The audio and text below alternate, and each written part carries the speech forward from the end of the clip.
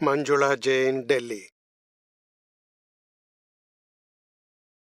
ಆತ್ಮಕ್ಕೆ 84 ಲಕ್ಷ ಯೋನಿಯ ಬಳಿಕ ಮಾನವ ಜೀವನ ಸಿಗುತ್ತೆ. ಹಾಗಾದ್ರೆ ಆ ಆತ್ಮಕ್ಕೆ ಅವೆಲ್ಲ ಯೋನಿಗಳಲ್ಲಿ ಧರ್ಮ ಕರ್ಮದ ತಿಳುವಳಿಕೆ ಇರುತ್ತಾ? ಮನುಷ್ಯನ ಬಗ್ಗೆ ಹೇಳುವಾಗ ಯಾವುದೇ ಧರ್ಮ ಕರ್ಮದ ತಿಳುವಳಿಕೆ ಇರುವುದಿಲ್ಲ. ಏನೂ ಇಲ್ಲ. ಧರ್ಮ ಕರ್ಮ ಅಲ್ಲಿ ಇಲ್ಲವೇ ಇಲ್ಲ. ಪ್ರಾಕೃತಿಕ ಸ್ವಭಾವದಲ್ಲಿದೆ ಮತ್ತು ನ್ಯಾಚುರಲ್ ಡೆವಲಪ್ಮೆಂಟ್ನಲ್ಲಿದೆ. ಮನುಷ್ಯನಲ್ಲಿ ಬಂತು, ಆಮೇಲೆ ಸ್ವಲ್ಪ ಸ್ವಲ್ಪ ಶುರುವಾಗತ್ತೆ. ಮತ್ತು ಹಿಂದೂಸ್ಥಾನದಲ್ಲಿ ಬಂದಾಗ ಎಕ್ಸೈಟ್ಮೆಂಟ್ ಫುಲ್ ಫ್ಲೆಜ್ನಲ್ಲಿ, ಅಂದರೆ ಕಾಲೇಜ್ನಂತೆ ಹಿಂದೂಸ್ಥಾನ, ಮತ್ತಿದು ಪ್ರೈಮರಿ. ಡೆವಲಪ್ ಆಗ್ತಾ ಆಗ್ತಾ ಆಗ್ತಾ ಆಗ್ತಾ ಹಿಂದೂಸ್ಥಾನಕ್ಕೆ ಬಂದಾಗ ಆಗ ಪುನರ್ಜನ್ಮ ತಿಳಿಯುವ ದೃಷ್ಟಿ ತೆರೆಯುತ್ತೆ. ಅಲ್ಲಿಂದ ಈ ಕರ್ತಾಭಾವ ಶುರುವಾಗುತ್ತೆ. ನಾನು ಪೂರ್ವಭಾವದಲ್ಲಿ ಪಾಪ ಕಟ್ಟಿದ್ದೆ, ಪಾಪಕರ್ಮ ಮಾಡಿದ್ದೆ, ಅದಕ್ಕೆ ನನಗೆ ದುಃಖ ಅನುಭವಿಸಬೇಕಾಗತ್ತೆ. ಕರ್ತಾಭಾವನೆಯೂ ತಿಳಿಯುತ್ತೆ ಮತ್ತು ಪುನರ್ಜನ್ಮದ ಅರಿವೂ ಆಗುತ್ತೆ. ಪುನರ್ಜನ್ಮದ ಅರಿವು ಬಂದ್ರೆ ಆಗ ಅವನ ಅನುಭವಕ್ಕೆ ಇದೂ ಬರುತ್ತೆ. ಆತ್ಮ ಮೊದಲೂ ಇತ್ತು, ಇಂದೂ ಇದೆ, ಆಮೇಲೂ ಇರಬಹುದು. ಆಗ ಅದಕ್ಕೆ ಮೋಕ್ಷದ ಅರಿವು ಮೂಡುತ್ತೆ. ಅಲ್ಲಿವರೆಗಿನ ಡೆವಲಪ್ಮೆಂಟ್ನಲ್ಲಿ ಮನುಷ್ಯನಿಗೆ ಅರಿವು ಮೂಡುತ್ತೆ. ಬಂದ ಮೇಲೂ ಹಿಂದೂಸ್ಥಾನಕ್ಕೆ ಬರುವವರಿಗೆ ಅದು ಪ್ರಕೃತಿಯ ಬೆಳವಣಿಗೆ ಆಗಿದೆ. ಮೆಲ್ಲ ಮೆಲ್ಲ ಮೆಲ್ಲ ಮೆಲ್ಲ ಮೆಲ್ಲ ಡೆವಲಪ್ ಆಗುತ್ತೆ. ಅದು ಸಹಜ ಪ್ರಜೆ. ಫಾರಿನ್ ಅವರು ನೋಡಿದ್ರೆ ಕೆಟ್ಟದು ಮಾಡುವವನು ಕೆಟ್ಟದೇ ಮಾಡ್ತಾನೆ, ಒಳ್ಳೇದು ಮಾಡುವವನು ಒಳ್ಳೇದೇ ಮಾಡ್ತಾನೆ. ಆದರೆ ಎಷ್ಟು ಭಾರತೀಯರು ಕರ್ಮ ಕಟ್ಕೋತಾರೆ ಅಷ್ಟು ಅವರು ಕಟ್ಕೊಳ್ಳುವುದಿಲ್ಲ. ಯಾಕೆಂದ್ರೆ ಭಾರತದಲ್ಲಿ ಕ್ರೋಧ, ಮಾನ, ಮಾಯೆ, ಲೋಭ 40 ಫೀಟ್ ಹೈಟ್ ಉಳ್ಳದ್ದು. ಅವರದ್ದು 4 ಫೀಟ್ ಇದೆ, 4 ಇಂಚು. ಎಷ್ಟು ಕ್ರೋಧ, ಮಾನ, ಮಾಯೆ, ಲೋಭ ಹೆಚ್ಚೋ ಅಷ್ಟೇ ಸಿಟ್ಟು, ದ್ವೇಷ ಹೆಚ್ಚು, ಅಷ್ಟೇ ಬುದ್ಧಿಯ ಡೆವಲಪ್ಮೆಂಟ್ ಹೆಚ್ಚು. ಅವನು ಅಷ್ಟು ಸತ್ಯ, ಸುಳ್ಳು, ಚೀಟಿಂಗ್, ಕಪಟ, ಮೋಹ ಇವೆಲ್ಲ ಹೆಚ್ಚು. 7 ಪೀಳಿಗೆಯ ಮೋಹವಿರುತ್ತೆ. 7 ಜನರೇಷನ್, ಮಕ್ಕಳ ಮಕ್ಕಳು, ಅವರ ಮಕ್ಕಳು, ಅವರ ಮಕ್ಕಳು. ಫಾರಿನ್ನಲ್ಲಂತೂ 80-20 ವರ್ಷ ಆಯ್ತು. ಇಬ್ರು ತಾಯಿ ತಂದೆ ಬೇರೆ, ಮಗ ಗರ್ಲ್ ಫ್ರೆಂಡ್ ಜೊತೆ ಬೇರೆ, ಸ್ವತಃ ದುಡಿತಾರೆ ಮತ್ತು ಗಂಡ ಹೆಂಡತಿ ಮೆಲ್ಲ ಮೆಲ್ಲನೆ ಜೀವನ ಸಾಗಿಸ್ತಾರೆ. ಅದರಲ್ಲೂ ಇದ್ರೆ ಇರುತ್ತೆ, ಇಲ್ದಿದ್ರೆ ಮುರಿದು ಹೋಗುತ್ತೆ. ಇಲ್ಲಿಯಂತೂ ಸಮಾಜದ ಹೆದರಿಕೆ, ಒಬ್ಬರ ಜೊತೆ ಒಬ್ಬರು ಜಗಳವಾಡಿದ್ರೂ ಬೇರೆಯಾಗೋ ಪ್ರಶ್ನೆಯೇ ಇಲ್ಲ. ಅಂದ್ರೆ ಧರ್ಮ ಕರ್ಮ ಇಲ್ಲಿದೆ.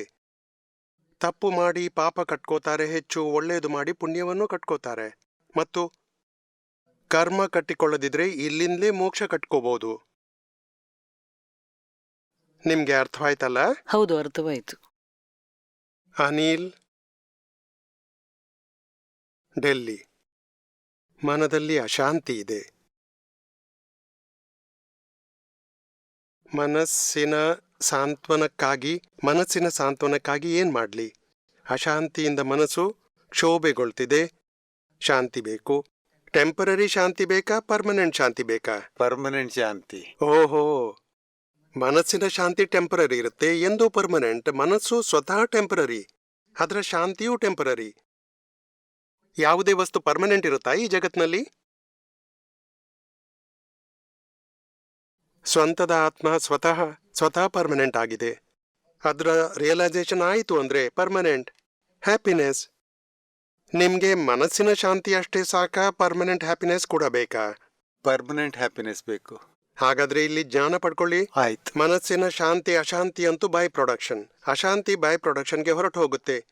ಶಾಂತಿ ಇರುತ್ತೆ. ಯಾಕೆಂದ್ರೆ ಮನಸ್ಸಿನ ಅಶಾಂತಿ ಯಾಕಿರುತ್ತೆ? ಯಾರಾದ್ರೂ ಅಪಮಾನ ಮಾಡಿದ್ರೆ ಅನಿಲ್ ಹೀಗಿದ್ದಾನೆ ಹಾಗಿದ್ದಾನೆ, ಏನಾದ್ರೂ ಕೆಟ್ಟ ಶಬ್ದ ಹೇಳಿದ್ರೆ ಆಗ ಅಶಾಂತಿ ಬೆಳೆಯುತ್ತೆ ಅಲ್ವಾ? ಹೌದು. ಕೊನೆಗೆ ಹೇಳ್ತಾರೆ ಅನಿಲ್ ಪಂಚಾಲನ ವಿಷಯ. ಓ, ನಾನಂತೂ ಬೇರೆ ಅನಿಲ್.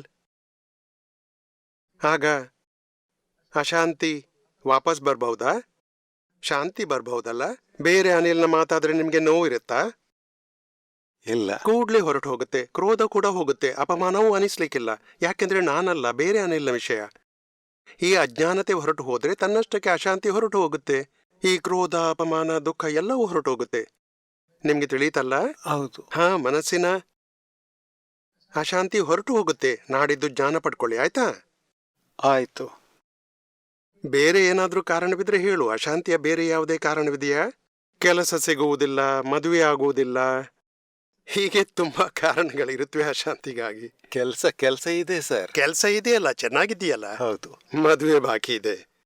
ಹೌದು. ಹಾ, ಆಗ್ತಿಲ್ಲವಾದ್ರೂ ಮನುಷ್ಯನಿಗೆ ಅಶಾಂತಿ ಇರುತ್ತೆ, ಅಥವಾ ಶರೀರದಲ್ಲಿ ಕಾಯಿಲೆ ಬಂದ್ರೂ ಅಶಾಂತಿ ಇರುತ್ತೆ. ಹೀಗೆ ಏನಾದ್ರೂ ಕಾರಣ ಏನಾದ್ರೂ ಹೇಳು. ಏನಾದ್ರೂ ಕಾರಣವಿದೆಯೇ? ಫೀಲ್ಡ್ ವರ್ಕ್ ಕೆಲಸ, ಸರಿಯಾಗಿ ಕಮ್ಯುನಿಕೇಶನ್ ಮಾಡ್ಲಿಕ್ಕೆ ಆಗ್ತಾ ಇಲ್ಲ. ಓ, ಅದರಿಂದ ಅಶಾಂತಿ ಆಗುತ್ತೆ. ಹೌದು. ಅದಕ್ಕೂ ದಾರಿ ಸಿಗುತ್ತೆ ಇಲ್ಲಿ. How to deal with people, adjust everywhere, ಎಲ್ಲ ಕೀಲಿ ನಿಮ್ಗೆ ಸಿಗುತ್ತೆ. ಸರಿ. ಹೌದು, ಮೂಲ ವಸ್ತು ಸಿಕ್ಕಿತೆ ಅಂದ್ರೆ ಅಶಾಂತಿಯ ಕಾರಣವೇ ಮುಗ್ದೋಯ್ತು. ಆಗ ಒಳಗೆ ಶಾಂತಿ ಇರುತ್ತೆ, ಮತ್ತು ಮೆಲ್ಲ ಮೆಲ್ಲ ಮೆಲ್ಲನೆ ಎಲ್ಲ ಅಡ್ಜಸ್ಟ್ಮೆಂಟ್ ಮಾಡುವ ಶಕ್ತಿಯೂ ಹೆಚ್ಚಬಹುದು ನಿಮ್ಮಲ್ಲಿ. ಸರಿ. ಪ್ರದೀಪ್ ಕುಮಾರ್ ಶುಕ್ಲಾ. ಕೇವಲ ಒಂದೇ ಬಾರಿ ಜ್ಞಾನ ಪಡೆದ್ರೆ ಮೋಕ್ಷ ಸಿಗುತ್ತಾ? ನೀವು ನನ್ಮೇಲೆ ಇಂಥ ಕೃಪೆ ಮಾಡಿ ನಿಮ್ಮ ಹಾಗೇನೆ ನನಗೆ ಕೂಡ ಪರಮಪದ ಪ್ರಾಪ್ತವಾಗ್ಲಿ. ಯಾರ ಪರಮಪದವನ್ನು ನೀವು ಪ್ರಾಪ್ತ ಮಾಡಿದ್ದೀರೋ ಅದೇ ಪದ ನನಗೂ ಪ್ರಾಪ್ತಿಯಾಗುವಂತಾಗ್ಲಿ. ಮೋಕ್ಷ ಪದ ಪ್ರಾಪ್ತಿಯಾಗ್ಲಿ, ಕೇವಲ ಜ್ಞಾನ ಪ್ರಾಪ್ತಿಯಾಗ್ಲಿ.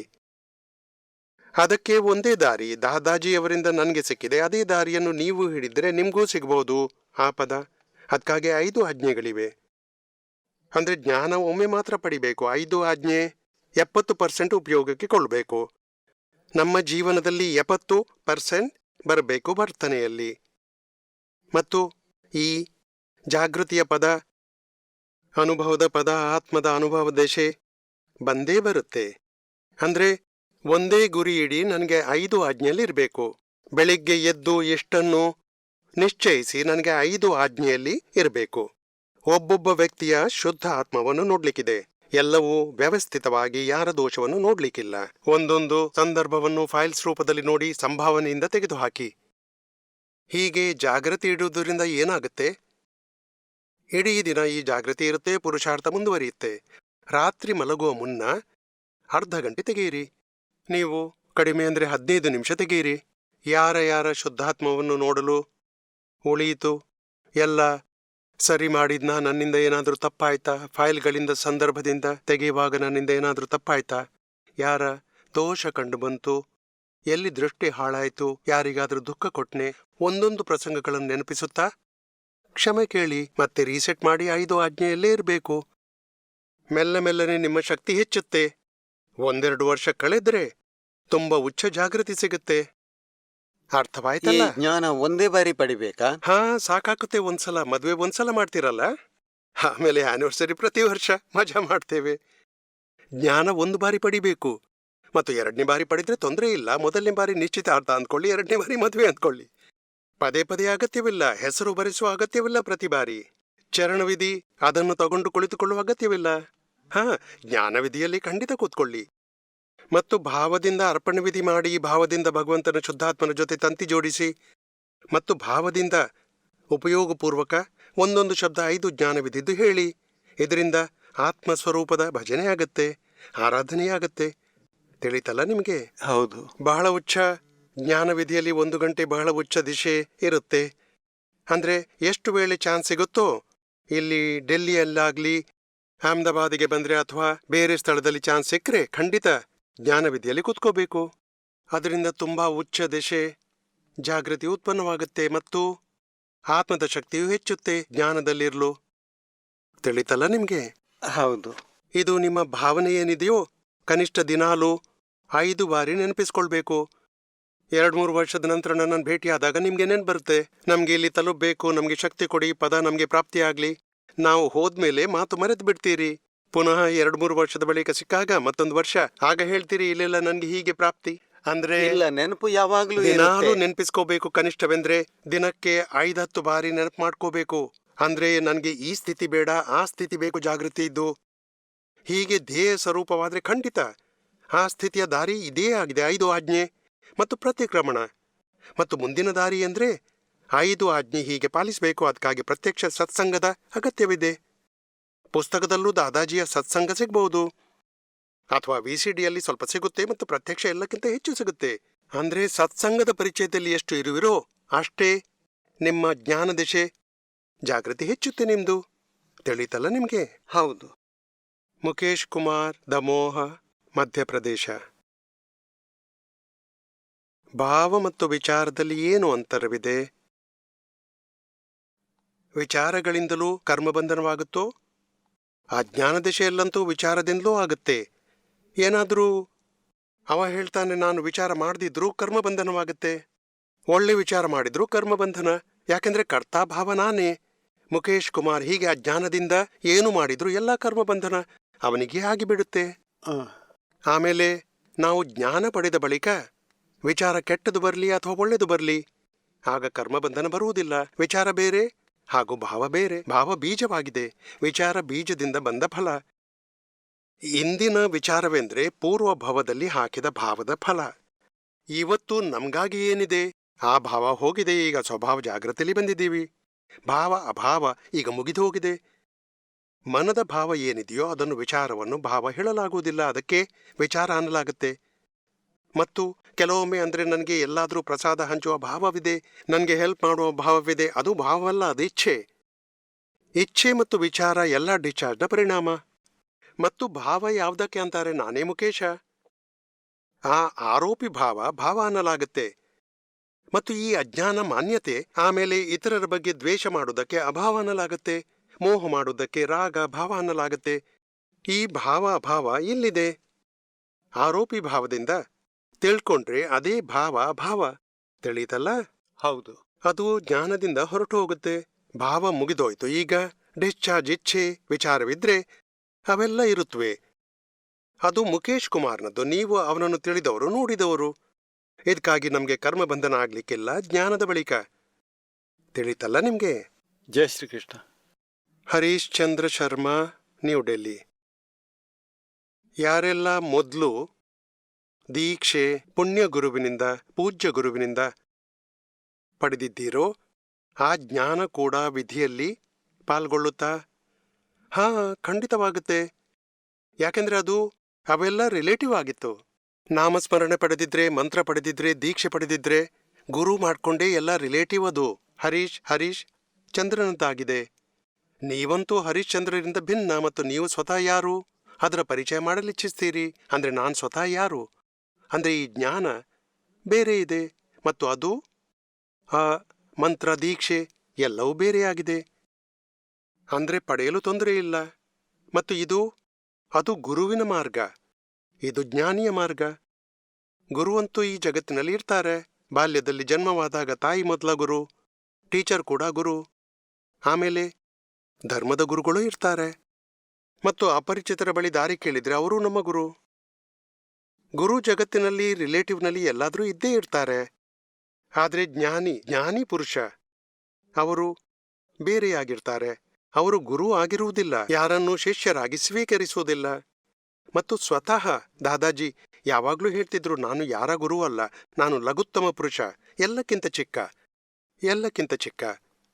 ರಿಲೇಟಿವ್ನಲ್ಲಿ ನಾನು ಲಘುತ್ತಮನಾಗಿದ್ದೇನೆ, ಮತ್ತು ರಿಯಲ್ನಲ್ಲಿ ನಾನು ಆತ್ಮ.